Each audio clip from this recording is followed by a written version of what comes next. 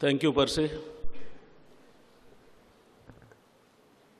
અત્યંત લાગણીસભર શબ્દોમાં મારો પરિચય આપવા માટે ખાસ તો વિદ્યાર્થી મિત્રો એ બેઠા છે એટલે મારે એમને કહેવું છે કે આ જે કંઈ પરસીએ કહ્યું, લાગણી જ્યારે કોઈ પણ વ્યક્તિના પરિચયમાં ભળે ત્યારે એને 50% ડિસ્કાઉન્ટ કરી નાખવી, એટલે એને ગંભીરતાથી લેશો નહીં. ભાઈ, આજના હું આવ્યો ત્યારે જેમનું વક્તવ્ય ચાલતું હતું એવા બંને વિદ્વાન વક્તાઓ શ્રી અનુભાઈ, શ્રી જસમતભાઈ,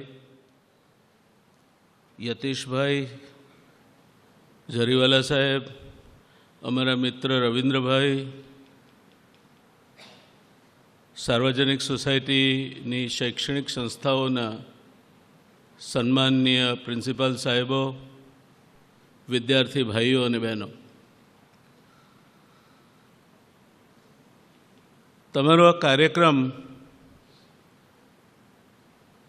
અને એને લગતું એક હેન્ડબિલ મારી પાસે આવ્યું હતું.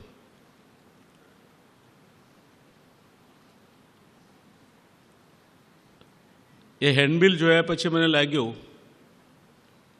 કે આમાં જે વક્તાઓ તમારી સમક્ષ બોલવાના છે એ બધા સફળ, નીવડેલા, પ્રતિષ્ઠિત ઉદ્યોગ સાહસિકો અથવા તો પોતપોતાના ક્ષેત્રે માહિર વ્યક્તિઓ છે. એવું કહેવાય છે કે એક્સેપ્શન પ્રૂવ્સ ધ રૂલ, એટલે કદાચ અપવાદ રૂપે મને પણ આની અંદર મૂકી દેવામાં આવ્યો છે. હું એટલા માટે કહું છું કે એમની પાસે એમના અનુભવો છે, કઈ રીતે સફળ થવાય, કઈ રીતે પૈસા કમાવાય, કઈ રીતે આપણા સપનાના મહેલનું ચણતર થાય. મારી પાસે આમાંનું કંઈ નથી. મારે શરૂઆત કરવી છે રવિ મથાઈના જીવનની એક ઘટનાથી. તમે નામ સાંભળ્યું છે, કેટલાય રવિ મથાઈનું નામ સાંભળ્યું છે તમારામાંથી? હાથ ઊંચો કરો. નહીં સાંભળ્યું તો વાંધો ને, કંઈ જરૂરી નથી, બધાએ સાંભળવું જ જોઈએ. રવિ મથાઈ આપણી IIM અમદાવાદના પહેલા ડાયરેક્ટર હતા અને ઇરમા જે સંસ્થા સ્થપાઈ છે એના સ્થાપક ડાયરેક્ટર હતા. ડાયરેક્ટરે જો ચાલુ રહેવું જ એવું નક્કી કર્યું હોત, એમણે પોતે ડાયરેક્ટર પદે ચાલુ રહેવાનું, તો કદાચ બીજા 15-20 વર્ષ રહી શક્યા હોત. પણ એક તબક્કે એમણે એવું નક્કી કર્યું કે ના, હું હવે ઘણું થયું, હવે કંઈક એવું કામ કરવું છે કે જેમાં સમાજને ઉપયોગી કંઈક કામ થાય. અને એટલે એમણે એક દિવસ IIMના ડાયરેક્ટર તરીકેની કામગીરી છોડી દીધી.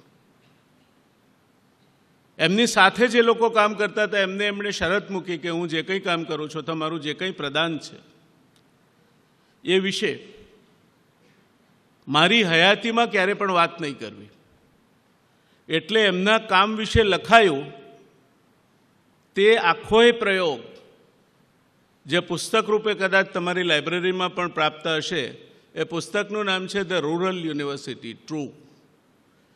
અને એ પ્રયોગ એ એક મેનેજમેન્ટ સાથે જોડાયેલ વ્યક્તિ કઈ રીતે સમાજમાં પરિવર્તન લાવી શકે તેને લગતો પ્રયોગ છે. આપણા ત્યાં પ્લાનિંગ કમિશન હતું એવા એટલા માટે કહેવાય કે હવે નથી.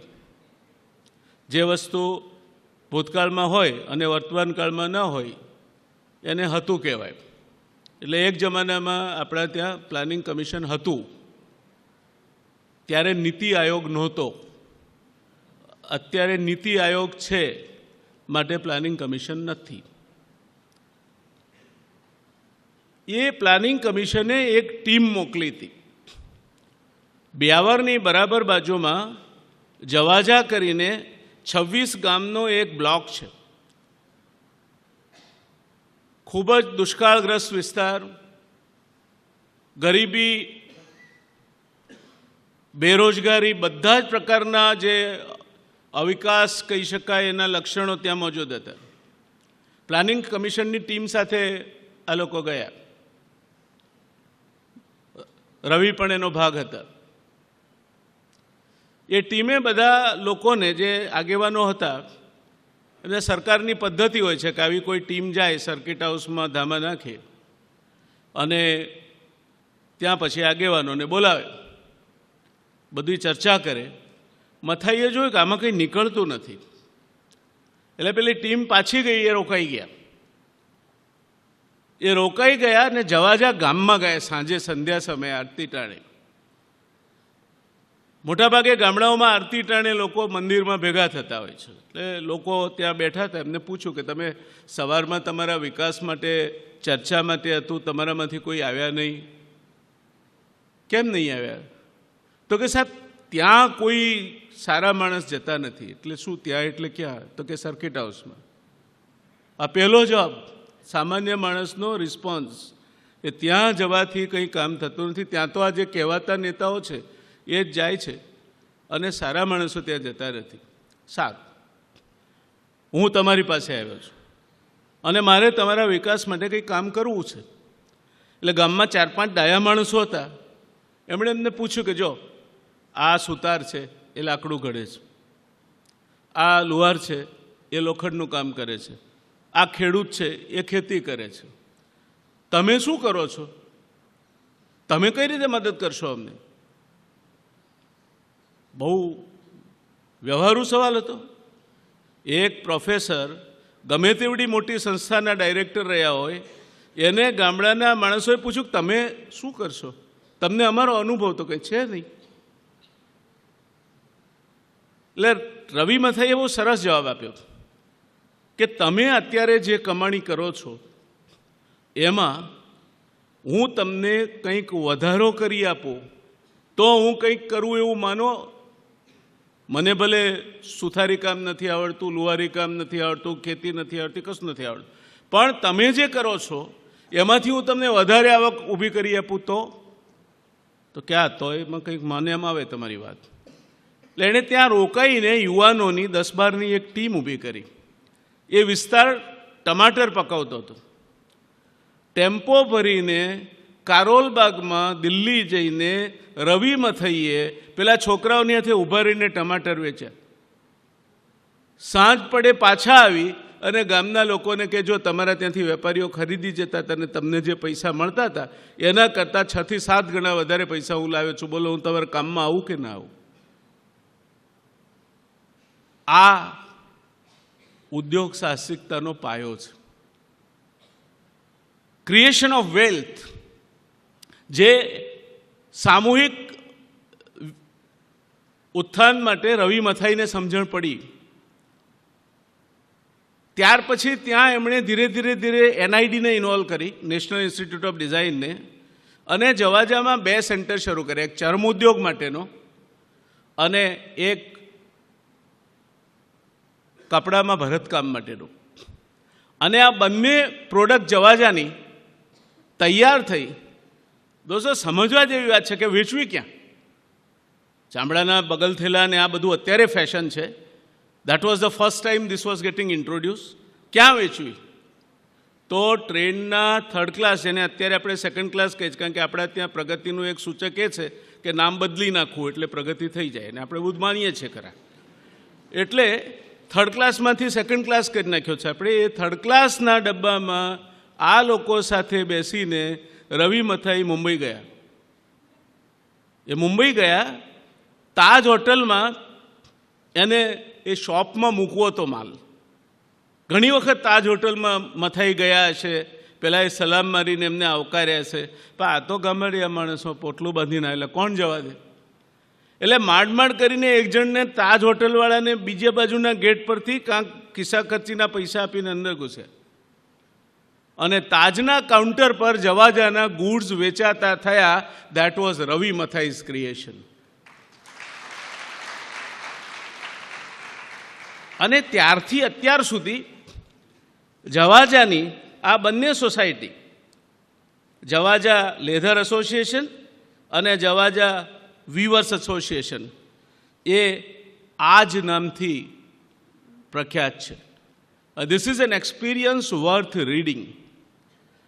અને એ અનુભવ મેં આપને એટલા માટે કહ્યો કે 200 ગામની 80,000ની વસ્તીને રોટલો રળતા કરવાનું કામ એક મેનેજમેન્ટનો પ્રોફેસર મગજ ચલાવીને કરી શકે, વેલ્યુ એડિશન એના થકી થઈ શકે, કોઈ પણ સ્વાર્થ વગર થઈ શકે, અને એ એવી એક આખો અનુભવ એવો ઉપસીને બહાર આવે કે એ સામાજિક ઉત્થાનનું કારણ બને.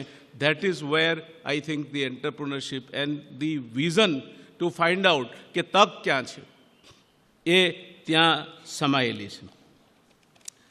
દોસ્તો, ગુજરાત 1961માં બન્યું, જુદું રાજ્ય બન્યું. આપણે એની સ્વર્ણિમ જયંતિ પણ ઉજવી અને સ્વર્ણિમ જયંતિના નામે ઘણા બધા સ્મારકો પણ બન્યા છે ગુજરાતમાં.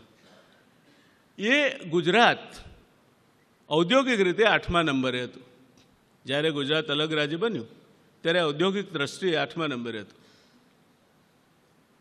8મા નંબરેથી 1990માં, believe me friends, 1990 Gujarat came to be number 2 and eventually number 1 industrialized state in India. અને એથી વધારે ગૌરવ થાય એવી વાત તમારી એ છે કે એ વખતે ગુજરાતમાં એક પણ મોટો પ્રોજેક્ટ નહોતો. ગુજરાતનું પબ્લિક સેક્ટર ઇન્વેસ્ટમેન્ટ માત્ર દેશના 4.5% હતું. એ ગુજરાત રિફાઇનરીને આઈપીસીએલ બીજે જઈ શકે તેમ નહોતું, માટે હતું. ગુજરાત 8મા નંબરેથી 1લા નંબરે આવ્યું.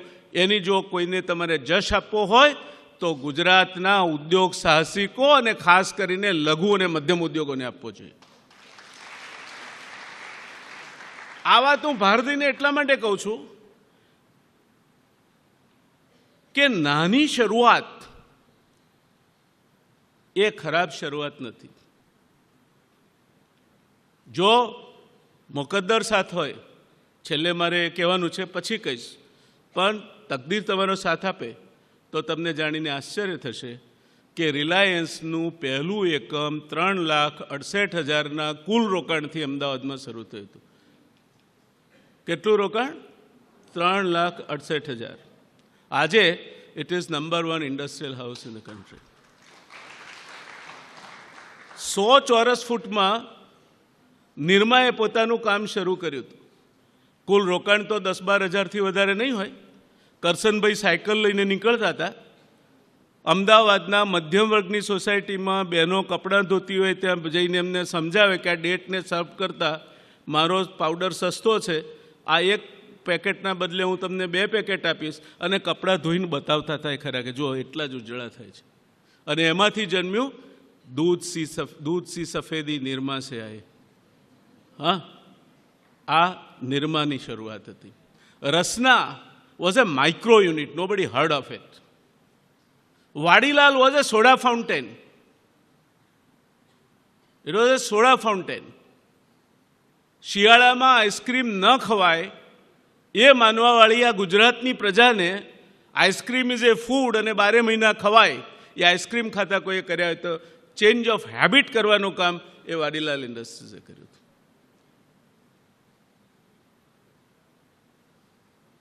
કેડિલા, લુપિન, લાઇફિન, પારસ ફાર્માસ્યુટિકલ્સ, આજે બધા મોટા મોટા નામ લાગે છે ને તમને. દે વેર મેકિંગ એ સ્મોલ બિગિનિંગ. લઘુતાના પણ લઘુ એકમ તરીકે ચાલુ થયા હતા. એમના માલિકો સાયકલ પર ફરતા હતા. એટલે હજુ પણ તમારે મોટા થવું હોય, આગળ જતાં નિરમા કે કેડિલાના માલિક જેવો તો સાયકલ ના હોય તો લઈ લો, ફરવા માંડો. આ સ્થિતિમાંથી આપણે આટલે પહોંચ્યા છીએ અને એમાં there is nothing wrong. There is nothing wrong. મારે તમને જે કહેવું છે, તમે આખો દિવસ બધો સાંભળ્યા, બધાને સાંભળ્યા, બરાબર? બધા સફળતાના ઇતિહાસ તમને કહી ગયા કે અમે નાની શરૂઆતમાંથી મોટી કરીને, મોટીમાંથી આમ થયું ને તેમ થયું ને પછી પેલું થયું. મારે તમને એ કહેવું છે, પહેલી વાત, કે જો તમારે સફળ થવું તો નિષ્ફળતાની તૈયારી પહેલાં કરી લેજો. તમે સફળતાના ચહેરાઓ જુઓ છો, કારણ કે આ સમાજમાં જે સફળ થાય છે એને જ સજાવી ધજાવીને આગળ મૂકવામાં આવે છે. એની પાછળ અનેક લોકો નિષ્ફળ એ જ ધંધામાં ગયેલા હોય તેને કોઈ પૂછતું નથી. એટલે ક્યારેય એવા ખ્યાલમાં નહીં રહેતા કે આપણે જે રસ્તે જવાનું છે બધા ગુલાબો પાથરેલા છે ને બધું થઈ જશે ને કરશનભાઈ સફળ થયા તો આપણે શું કરવા નહીં થઈએ. હું એ ઔદ્યોગિક હાઉસનું નામ નહીં દઉં, પણ એના પ્રમોટરની વાત ચોક્કસ કહીશ કે 1944નો એ ફાર્મસી ગ્રેજ્યુએટ મલ્ટીનેશનલ કંપનીમાં એમઆરની નોકરી છોડીને પોતાનું નાનું એકમ શરૂ કરે છે. 1946થી 1978 સુધી એ જે કરે છે તે નુકસાન જાય છે. મુંબઈથી અમદાવાદ શિફ્ટ થાય છે, અમદાવાદથી વતનમાં શિફ્ટ થાય છે. પોતાનો માલ વેચવા પોતે જાતે જ જવું પડે તો એક જ જોડ કપડાં, જો ચોમાસું એને પલળી ગયા હોય તો બીજા દિવસે ફિલ્ડમાં ન જઈ શકાય. બોન મેરોનો પેશન્ટ બની જાય છે, સાયકિક કેસ બની જાય છે, ડિપ્રેશનમાં આવી જાય છે, ડ્રગ એડિક્ટ બની જાય છે. છતાં પણ એ પોતાનો પ્રયત્ન ચાલુ રાખે છે અને 1978માં એ સફળ થાય છે. સાયકિયાટ્રિક ડ્રગ્સની આખી શ્રેણી બજારમાં મૂકે છે અને એ દિવસથી એના ઔદ્યોગિક સામ્રાજ્ય ક્યારેય પાછું વળીને જોયું નથી. એ સામ્રાજ્યનું નામ છે ટોરેન્ટ. 46થી 78 32 વર્ષ સુધી નિષ્ફળ જવાની તૈયારી છતાં પણ કરતા જાળ કરોળીઓ ભોંય પડી પછડાય, વણ તૂટેલે તાંતણે ઉપર ચડવા જાય, એ તૈયારી હોય તો જીવનમાં સફળતા તમને શોધતી આવશે દોસ્તો.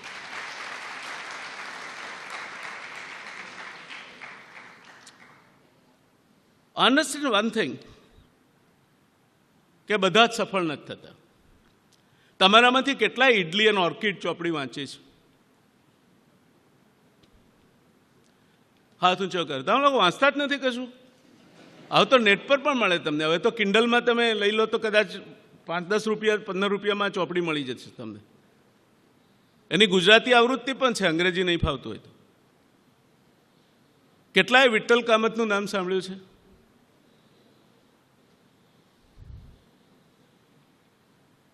કેટલાને એ ખબર છે કે દુનિયાની પહેલી ઇકોટેલ હોટેલ આપણા દેશમાં વિઠ્ઠલ કામતે કરી હતી? કેરી ઓન, આવજો.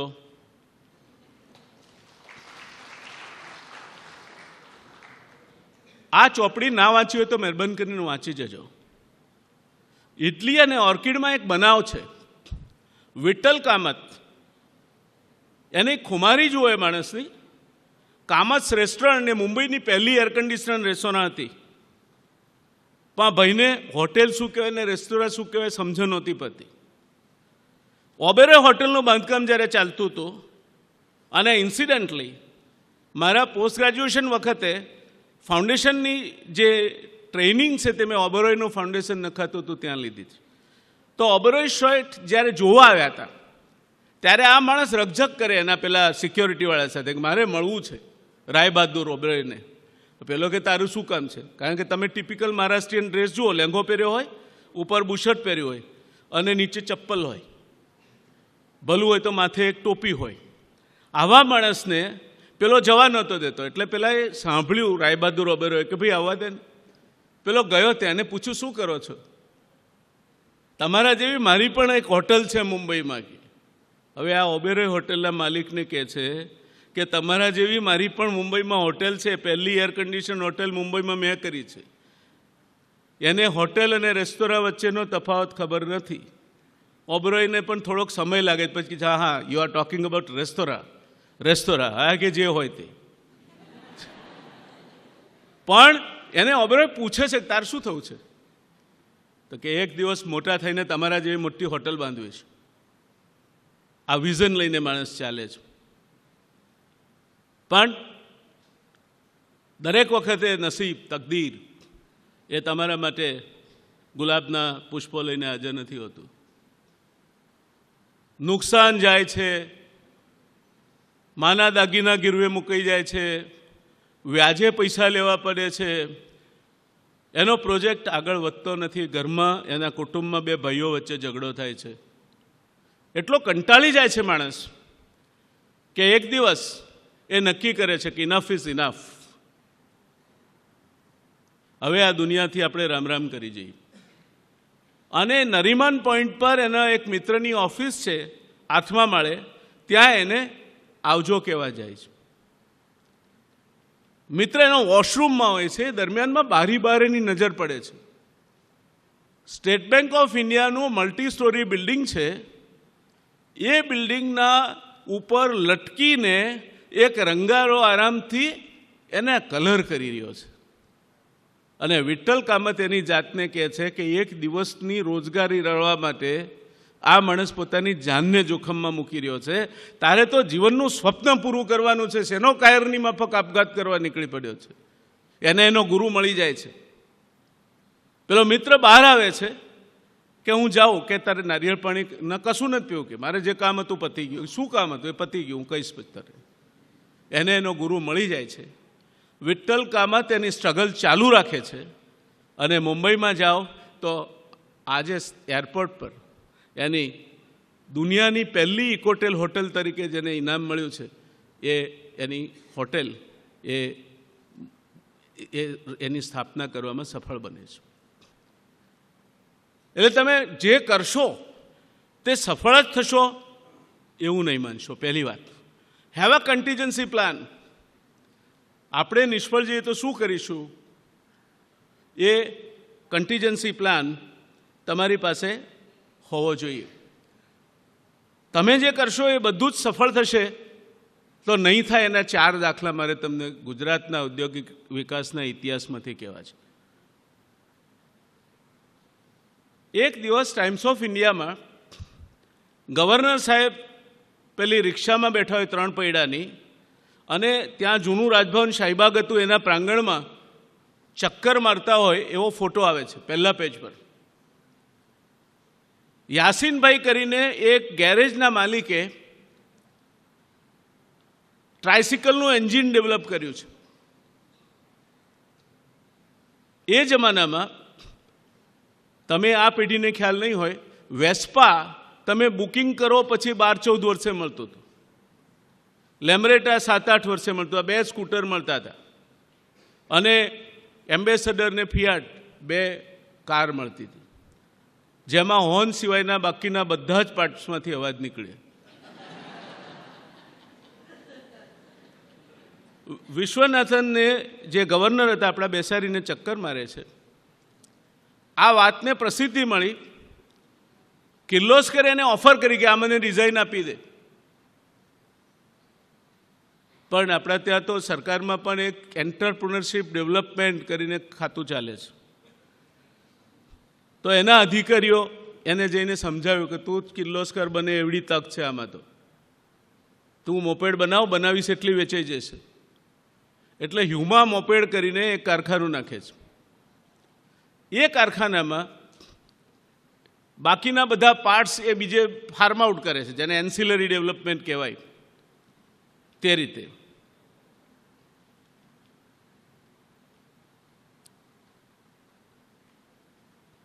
હજુ પણ કોઈને જવાનું હોય તો વચ્ચે પેલું નહીં થાય તેટલા પૂરતું કામ હશે જ અગત્યના બહેનોને. પણ મારા મગજમાં અંકોડા છૂટા પડી જાય છે. એટલે એ હ્યુમા મોપેડ કરીને કારખાનું નાખે છે. અને આ કારખાનું અને પ્રોડક્ટ બંને નિષ્ફળ જાય છે. કારણ કે પેલો બ્રેક બનાવીને આપે ત્યારે મડગાડ ના આવી હોય, મડગાડ બનાવીને આપે તો હેડલાઇટ ના આવી હોય. The project fails. એની પાસે પાછું ગેરેજ હતું, ત્યાં કારંજમાં છે હજુ પણ garage, M Yasin and company કરીને, ત્યાં પાછું ફરવું પડે છે. સારું હતું ગેરેજ હતું, નહીં તો અમદાવાદમાં તુજકો રખે રામ તુજકો અલ્લાહ રખે કરીને ભીખ માગવી પડતી. આ પણ થઈ શકે. વાડીલાલ આઈસ્ક્રીમની સફળતાની વાત કરીએ આપણે, પણ વાડીલાલ પછી બીજી 3 બ્રાન્ડ આવી ગુજરાતમાં. એક જોય આવ્યો, ફેલ. એક ક્રિએટા આવ્યો, ફેલ. અને ત્યાર પછી એનીથિંગ કરેગા ફોર ગોકુલ આવ્યો. It also failed not because the product was bad, but the management was bad. એટલે એક પ્રોડક્ટ સફળ થઈ છે માટે તમે સફળ જ થશો તેવું માનવાને કોઈ કારણ નથી. મલ્ટીનેશનલ કંપનીમાં આવું નથી બનતું. આપણી 2 મિનિટ્સ પ્રોડક્ટ છે ને, કઈ મેગી, જો કેટલો સરસ ખ્યાલ છે. એ મેગીની પણ એક કોમ્પિટિટર જન્મી હતી. આઈ એમ ટોકિંગ અબાઉટ 85. એનું નામ ખબર છે કોઈને? બ્રિટાનિયા કંપનીએ મેગીના જેવી જ પ્રોડક્ટ બજારમાં મૂકી હતી. એનું નામ હતું બિસ્કા. પોલિયુરેથન કપમાં એ આવતી હતી. ગરમ પાણી નાખો, મસાલો બધું તૈયાર, તમે ખાઈ શકો. મેગી બનાવવા જવી પડે પેલી. It had a ready to eat kind of an advantage. But Biska failed. Despite it was being promoted by company nothing less than Britannia. એટલે તમે કરો છો તે સફળ જ જશે, કારણ કે બજાર બહુ મોટું છે એવું માનીને પણ ચાલશો નહીં. એક બીજો દાખલો તમને આપી દઉં. ગિરનાર. ગિરનાર નામ કેટલાય સાંભળ્યું છે? Very good. શું છે ગિરનાર? હે? મને સંભળાત નથી. સ્કૂટર? હે? રેસ્ટોરન્ટ, ચાય, પર્વત, બરાબર ને? ગુજરાત સરકારનું એક એકમ હતું જે ગિરનાર કરીને આ બ્રાન્ડનું સ્કૂટર બનાવતું હતું. Those who said scooter are right. એ વખતે જેવું એનું ઉત્પાદન શરૂ થયું, friends, I am talking about marketing. તમે બજાર હોય તો પ્રોડક્ટ ચાલે એની વાત કરતા હો ને, તો આ આદર્શ નમૂનો છે એનો. જે દિવસે એનું બુકિંગ ખુલ્યું એ દિવસે 10 વર્ષનું એનું પ્રોડક્શન બુક થઈ ગયું હતું. ગિરનારનું 10 વર્ષનું પ્રોડક્શન બુક થઈ ગયું હતું. But the company failed. Company failed not once but twice. First time it failed because it had no after sales service arrangements and no availability of parts. The response was beyond their imagination. Second time, that company was acquired by nothing less than Gujarat Navda Fertilizers Limited. It was merged with them. 44 દિવસમાં એનું factory વાલિયામાં ઊભું કરી દીધું. It failed because it was set up in a hostile environment. Location was not proper. એટલે આ બધી જ પ્રકારની ખ્યાલ રાખીને તમે ચાલો તો વાંધો નહીં આવે. તમે મને મદ્રાસીભાઈએ એવું કહ્યું હતું કે કંઈ મેનેજમેન્ટને લગતી બાબતો બધી ચર્ચવાની છે. Now can anybody of you tell me what do you mean by word manage? Manage એટલે શું?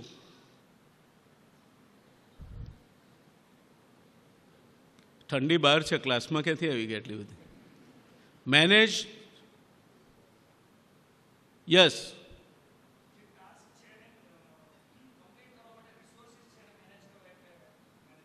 બાપ રે બાપ, બરાબર છે, વાત તમારી સાચી છે. ચલો બીજું કોઈ?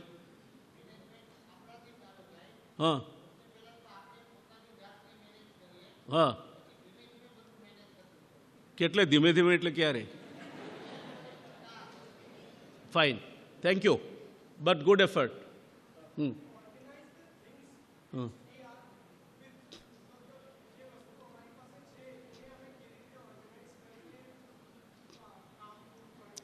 To make your objective meet.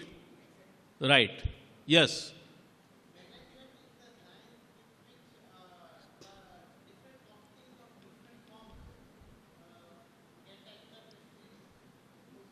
Yes. Good. Yes. Very good. That's most ideal definition. Yes. Very good. Very good. See how many varieties of definitions we have got. આ મેનેજ શબ્દ સાથે તમે કોઈ દાડો મિત્રતા કરી છે? મેનેજ શબ્દ સાથે જેણે મિત્રતા કરી હોય તે મને કહે. એને વચ્ચેથી તોડી નાખો, બે શબ્દ બનશે. મેન અને એજ. એજ એટલે શું? ઉંમર. અને મેન એટલે માણસ. બરાબર ને? એટલે જેમ જેમ માણસ ગળાતો જાય, મોટો થતો જાય, એમ એ મેનેજ કરી શકે. ના, એવું નથી. પોતાની વિદ્યા, અભ્યાસ, જ્ઞાન, આવડત, અનુભવ થકી જે માણસ એક પરિપક્વતાને પામ્યો છે, એજનો અર્થ અહીં પરિપક્વતા કરવાનો છે. That person can only manage. અને main eager is still difficult. પોતાનું જ્ઞાન, અનુભવ, આવડત અને પરિપક્વતાથી બીજામાં પરિપક્વતાનું સિંચન કરવું, એને મેનેજર કહેવાય. માત્ર ડેઝિગ્નેશન લાગવાથી માણસ મેનેજર બની શકતો નથી. એટલે આ જ્યારે તમે મેનેજમેન્ટની વાત કરતા હો, સુપરવિઝનની વાત કરતા હો, supervision is what? Superior quality of vision. બીજા કરતાં વિશિષ્ટ પ્રકારની દ્રષ્ટિ જેનામાં છે એ સુપરવાઇઝ કરી શકાય. કારણ કે વાઇઝ એ શબ્દ છે ડાપણ માટે. Wiser is a comparative term and wisest or supervisor is a superlative term. એટલે જેનામાં ઉચ્ચ કક્ષાનું દ્રષ્ટિ છે તે માણસ સુપરવાઇઝ કરી શકે.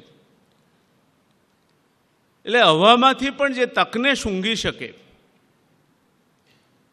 જેની પાસે દ્રષ્ટિ છે વાતાવરણની આરપાર જોવાની, એ માણસ આ ક્ષેત્રમાં સફળ થાય, કોઈ પણ ક્ષેત્રમાં સફળ થઈ શકે. ગમે તે ક્ષેત્રમાં જાઓ, આપણી આ જે વાત છે તે બહુ જનરલ વાત છે. એટલે એ ખ્યાલમાં રાખીને તમે 7 કે 8 મુદ્દા ધ્યાનમાં રાખીને ચાલો તો વાંધો નહીં આવે.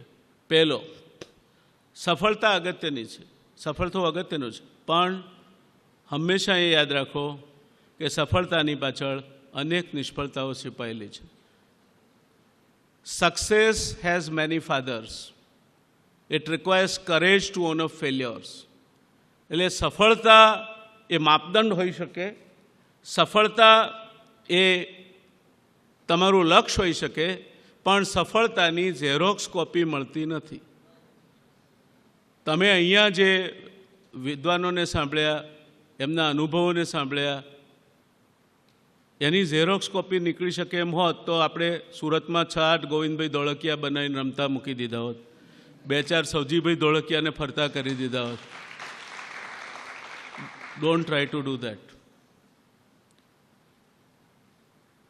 ક્યારેક તમને ખૂબ જ લોભામણી તક દેખાય ત્યારે પહેલું તમારી જાતને પૂછો કે આપણને આ ખબર પડી એ પહેલાં કોઈ ડાયા માણસોને કેવા નહીં દેખાયું હોય. મોટાભાગે ખાડામાં પડવાનો સરળ રસ્તો એ આ લોભામણી તકો છે. તમને બીજે બધે 6% રિટર્ન મળે, બોસ અહીંયા તો 10%નો ચેક એડવાન્સમાં આપી દે, પણ શું કરવા આપી દે છે? અને from where he is getting it? What is the motivation? આ વાત તમને પહેલાં ખબર પડવી જોઈએ. ત્રીજો મુદ્દો, સફળતા અગત્યની છે, પણ ફેલ્યોર ક્રિટિકલ છે. જો નિષ્ફળ જવાશે તો શું? એનું ક્રિટિકલ પ્લાનિંગ જો નહીં હોય તો કદાચ જિંદગી તમને એક બીજી તક પણ આપશે, પણ એ તકમાં પણ તમે સફળ નહીં જાઓ. તમે મહાભારત વાંચ્યું હશે.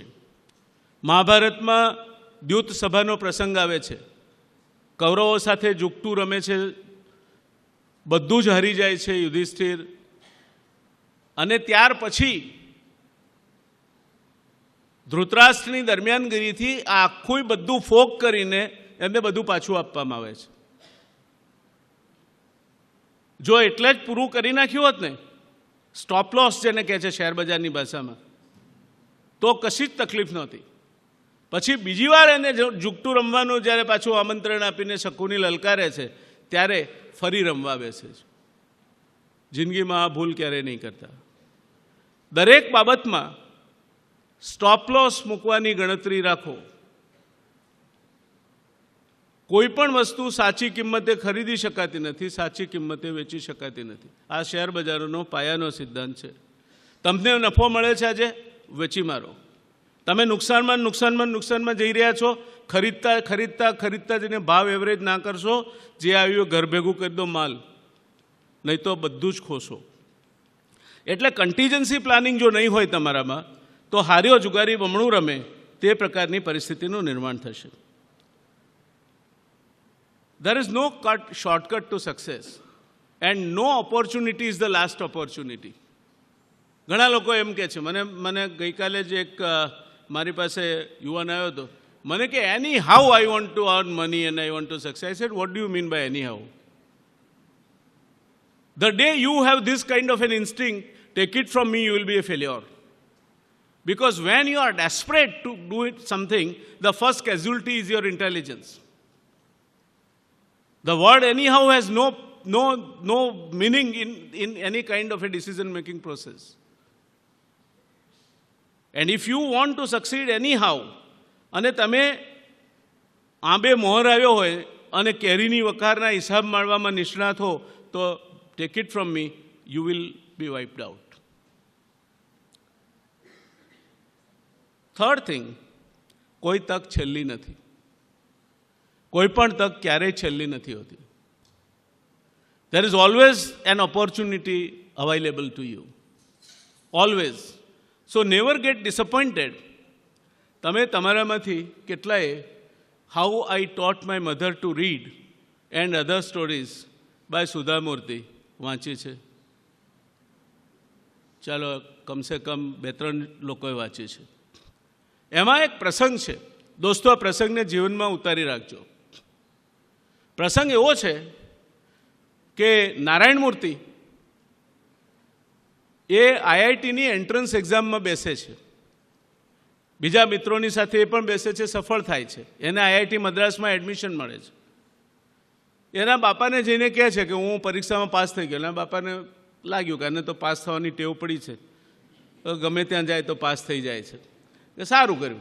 તમે જ્યારે વારે ઘડીએ પાસ થતા હો ને, એ ટેવ પણ ઘરમાં ઊભી નહીં થવા દેવી. ક્યાંક ફેલ થવાનો રિવાજ પણ રાખો, એટલે ઘરવાળાને કોઈ દાડો આંચકો ના લાગે કે આ તો દર વખતે પાસ થાય છે. એટલે એના બાપાએ એને કેઝ્યુઅલી કહ્યું, સારું પાસ થયું, બહુ સરસ કર્યું, ચાલ. એ પણ પેલા કહ્યું, તમે સાંભળો તો ખરા. કે શું? એટલે કે મને આઈઆઈટીમાં એડમિશન મળ્યું છે અને હવે તમારે મને મદ્રાસ ભણાવવાનો ખર્ચો આપવો પડશે. પેલો માણસ, he was down to earth. He was not a person who would get carried away by all this kind of pep talks. એણે કહ્યું, જો ભાઈ, મારે 8 છોકરા છે, તું એક નથી, મારે બધાને ભણાવવાના છે. તારે ઘેર રહીને ભણવું હોય તો ભણ, નહીં તો સૂઈ જા. He flatly refuse, I will not finance you. અને બેંગ્લોર સ્ટેશને આઈઆઈટી જવા માટે જે એના મિત્રો વિદાય થાય છે ત્યારે એ બેંગ્લોર મેલ પર એમને મૂકવા જાય છે. અને પ્રસંગનું વર્ણન, દોસ્તો, તમારા મગજમાં રાખી મૂકવા જેવું છે. એના બધા મિત્રોને મનમાં કે આને મળ્યું લાગતું નથી એડમિશન, એટલે બધા એને દિલાસો આપે છે કે દોસ્ત, કંઈ વાંધો નહીં, ટ્રાય અગેઇન, આમાં બીજી વખત તો સફળ થઈ જ જઈશ, તું બ્રિલિયન્ટ છે, એટલે વગેરે વગેરે. આપણે જે કંઈ દિલસોજીના શબ્દો કહીએ તે બધું કહે છે. બેંગ્લોર મેલ ઉપડી જાય છે. એની પાછળનો ટેઇલ લેમ્પ, જે લાલ બત્તી છેલ્લી ડબ્બાઓ હોય છે ને, એ આંખોથી દેખાતો અદૃશ્ય થાય ત્યાં સુધી નારાયણ મૂર્તિ એને જોઈ રહે છે.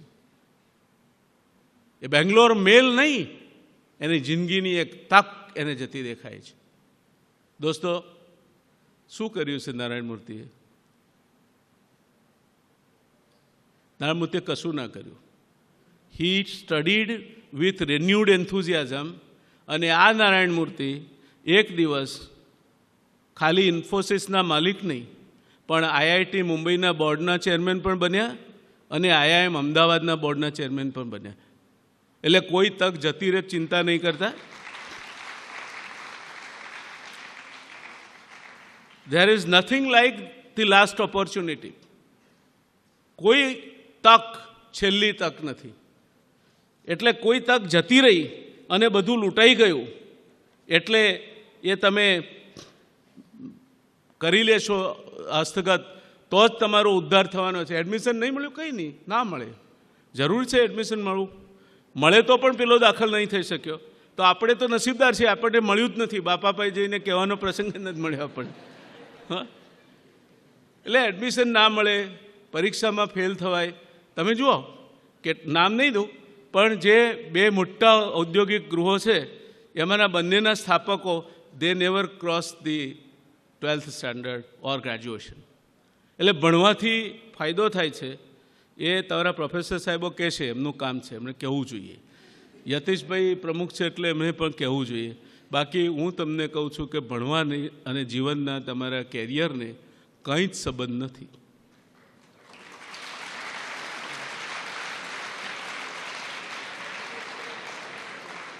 એનો અર્થ એ નહીં કે અભણ રહેવું જોઈએ. Education develops your analytical abilities.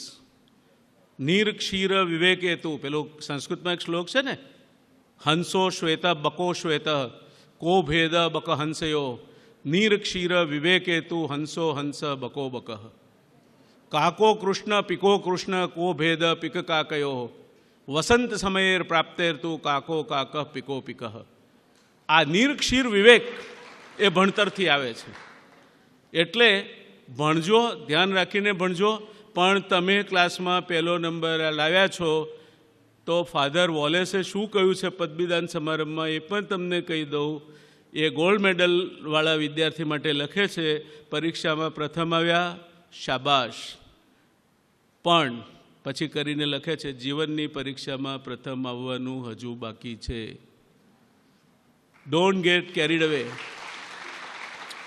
આપણે ભણ્યા, મનની મોજ હતી, ભણ્યા, આટલું સરસ કેમ્પસ છે. મેં યતીશભાઈને કહ્યું, મેં કહ્યું જો દાખલ ફરી કરતા હોતા ત્યાં ભણવાનું મન થાય એવું છે, પણ નથી કરતા.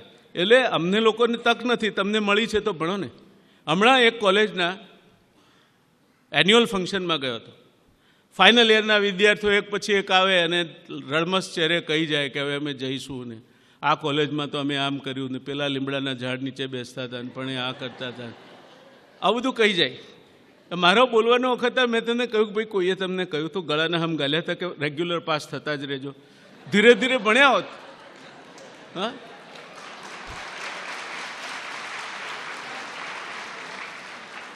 એટલે આ વસ્તુ યાદ રાખો.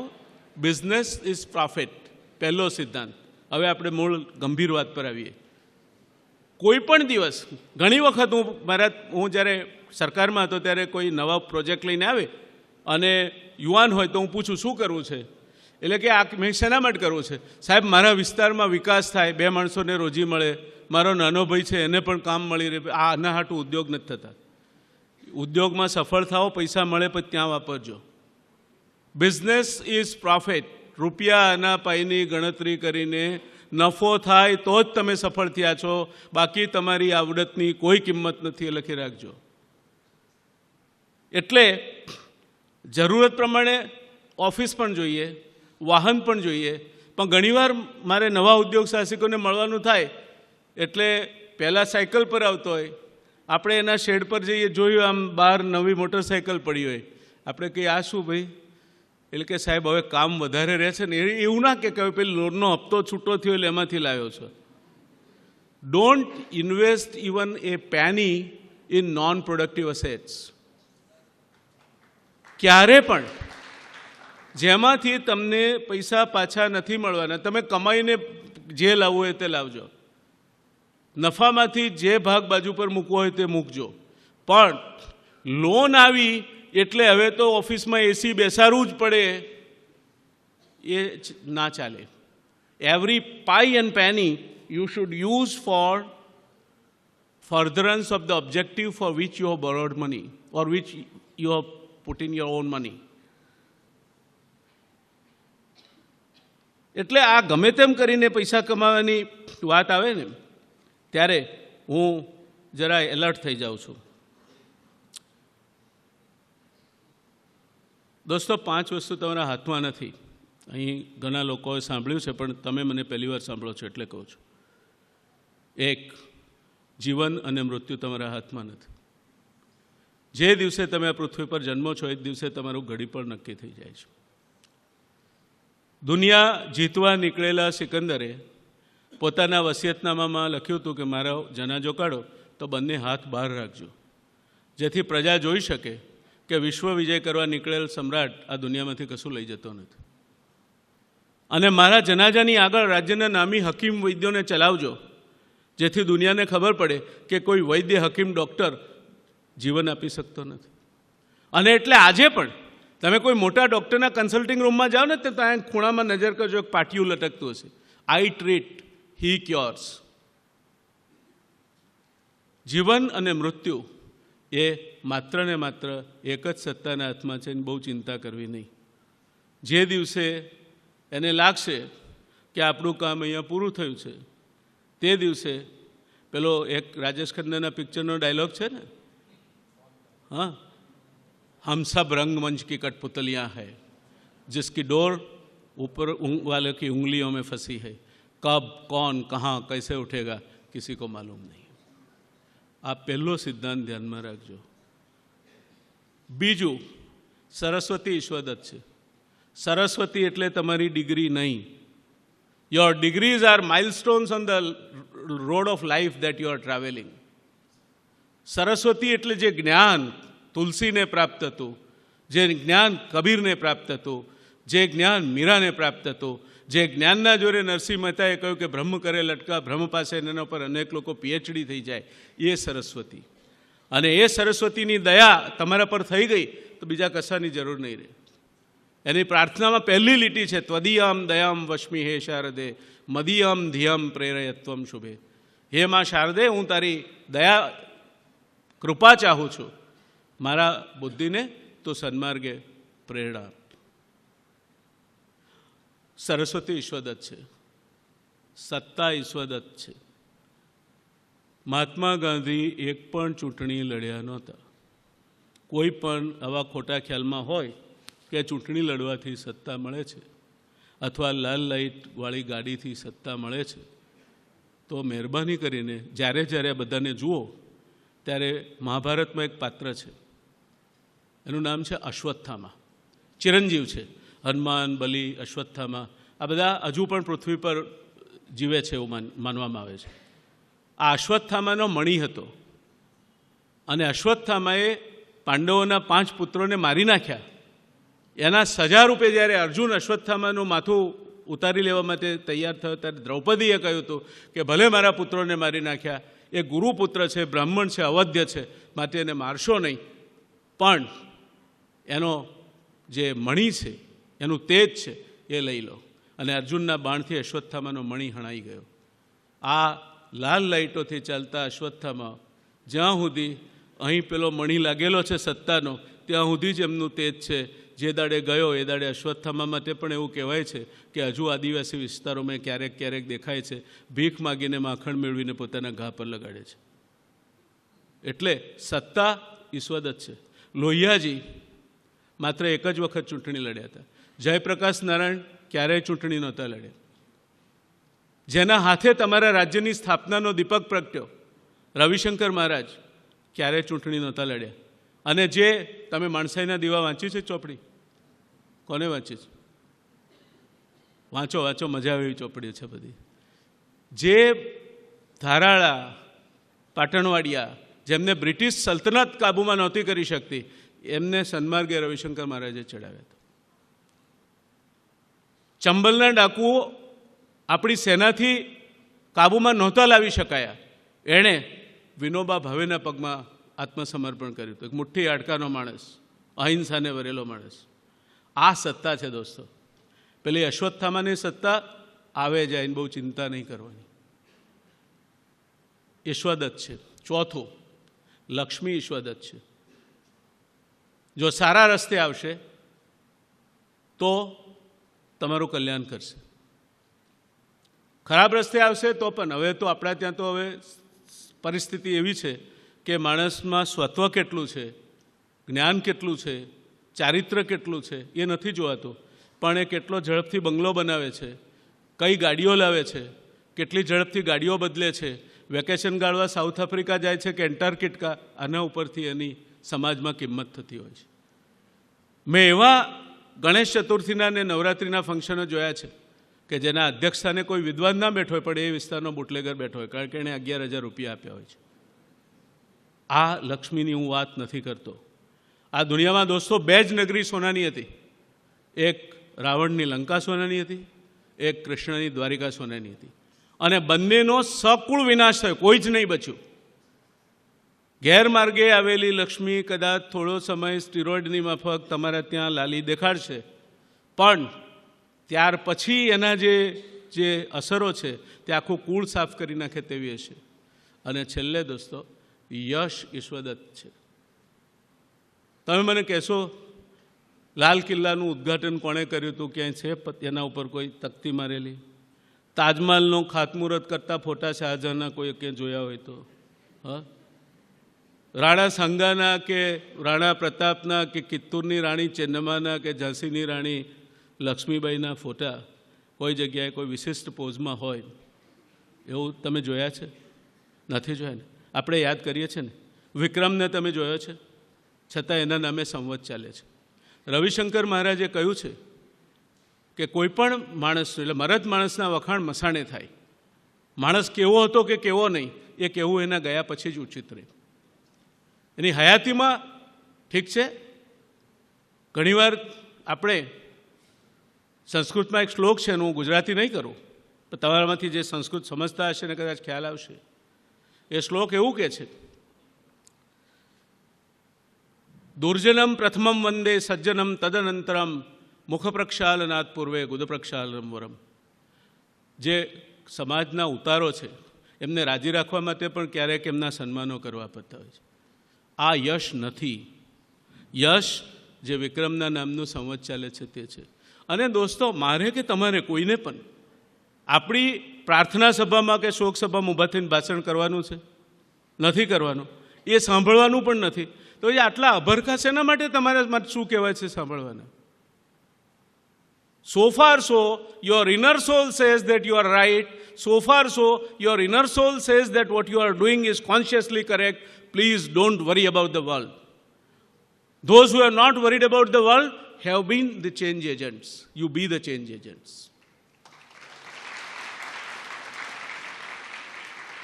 અને એટલે બહુ લાંબુ નહીં ખેંચીએ, છેલ્લો તમારો આ ક્લાસ છે એટલે કાયદો અને વ્યવસ્થાના પ્રશ્નો ઊભું થાય એ પહેલાં આપણે પૂરું કરીશું. તમારે પ્રશ્નો પૂછવા હોય તો પૂછજો. એક સાહિર લુધિયાનવીની પંક્તિઓ લખી લાવ્યો છું. મારો અવાજ એટલો સારો છે, જો કે આમે ફિમેલ વોઇસમાં છે પંક્તિઓ, પણ નહીં તો હું ગાઉં તો આજુબાજુથી દોડી આવે લોકો. ગાઈશ નહીં, પણ હું વાંચીશ, સેમી ગાઈશ. એવું કહે છે, तदबीर से बिगड़ी हुई तकदीर बना दे, तकदीर बना दे, अपने पे भरोसा है तो ये दाव लगा ले, अपने पे भरोसा है तो ये दाव लगा ले, टूटे हुए पतवार है कश्ती के तो हम क्या, टूटे हुए पतवार है कश्ती के तो हम क्या, हारी हुई बाहों की पतवार बना ले, हारी हुई बाहों की पतवार बना ले, अपने पे भरोसा है तो ये दाव लगा ले. એ ભરોસો એક માણસને હતો. એના ફોટા એ ક્યાંય તમને કોઈ મેકઅપ વગરના જોશો તો મને એક ફોટાની તલાશ છે જ્યારે એના મોઢા પર ક્યાંય ઉદ્વેગ કે સ્ટ્રેસ કે ગ્લાની હોય. એને મોરિસબર્ગ સ્ટેશને ફેંકી દીધો ગાડીના ફર્સ્ટ ક્લાસના ડબ્બામાંથી. ત્યારથી એને નાથુરામ ગોડસેએ ગોળી મારી. ત્યાર સુધીના મહાત્માજીના એક પણ ફોટામાં એમના ચહેરા પર ક્યાંય તમને કોઈ પણ પ્રકારનું સ્ટ્રેસ નહીં દેખાય. એને વિશ્વાસ હતો પોતામાં, ને એથી વધારે રંભાએ એને જે મંત્ર આપ્યો હતો એમાં, એ મંત્ર હતો રામ. અને રામમાં એમને વિશ્વાસ હતો. એટલે રામ એટલે કોઈ પણ ઈશ્વર કે કુદરત જેમાં તમે આસ્થા રાખતા હો તેમાં વિશ્વાસ રાખીને તમે કામ કરજો. દોસ્તો, એક વસ્તુ સમજીને ચાલજો, ઝડપથી પૈસાદાર થવાના, ઝડપથી સફળ થવાના, there is no shortcut to success. અને એના વિપરીત પરિણામો આવશે તો one has to bear his own cross. તમારે જ એ ભોગવવા પડશે. માટે તમે નસીબદાર છો કે તમને આવું બધું શીખવાડવા માટે તમારી કોલેજો અને તમારી સોસાયટી આવું કંઈકનું કંઈક ગોઠવે છે. અમારા સમયમાં આવું કોઈ માર્ગદર્શન અમને આપનાર નહોતું. કદાચ હોત તો ઘણા બધાના કેરિયરના રસ્તા બદલાઈ ગયા હોત. Make most of what you get out of it. કારણ કે છેવટે નાની પાલખીવાલાએ એમનું એક પુસ્તક છે વી ધ નેશન કરીને, એમાં બહુ સરસ વાત આપણા દેશ માટે કહી છે. એણે કહી છે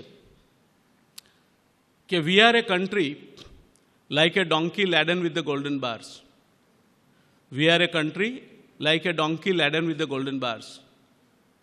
The donkey does not know worth and value of the gold. Nonetheless, it feels the load of it. આપણે સૌથી યુવા લોકશાહી છીએ, એનું મૂલ્ય આપણે જો નહીં સમજીએ અને એમ માનીને ચાલીશું. આપણે જે ગુરુમંત્ર શીખી ગયા છીએ અને બધા રાજકીય પક્ષોએ તમને સરળતાથી ગળે ઉતારી દીધો છે કે બધું જ સરકાર કરશે, સરકાર મફતમાં કરશે અને તમારે આ દેશના વસ્તી વધારા સિવાય કંઈ કશું જ કામ નથી કરવાનું. કોઈ દેશ દોસ્તો આ રીતે ચાલે નહીં. You have to bear your own cross. I will conclude it with